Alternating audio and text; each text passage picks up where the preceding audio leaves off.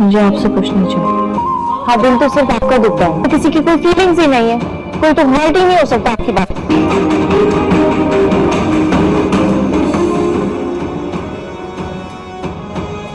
से पहले कि अपनी एपिसोड में आप देखने वाले हैं कि फाइल के नाम के अब पूरे दिन शुरू हो चुके हैं, क्योंकि अब फाइल समझ जाता है कि अनम का इंतखाब मेरे लिए सही था, जो मेरी खुशी की खातिर मामा की सब बातें सुन रहे थे।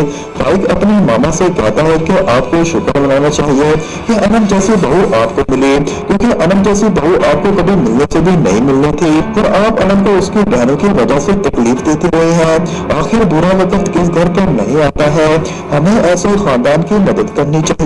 और आप तो मजीद लईफ अंकल की परेशानी में इजाफा करने लगे थे, जबकि दूसरी तरफ आप देखेंगे कि अब जहाना भी अपनी मकार हरकतों से बाज आ जाएगी।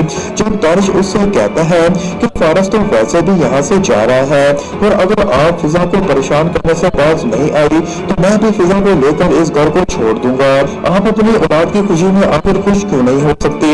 जिसके बाद जहाना भी बहुत जल्द फिजा से माफी मांग लेगी और उसे अपनी बहू भी मान जाएगी और इस तरह ड्रामे की हैप्पी एंडिंग आपको देखने को मिलेगी। दोस्तों, क्या आप इस ड्रामे के फैन हैं तो इस वीडियो को लाइक और शेयर को सब्सक्राइब लाजमी करते हैं।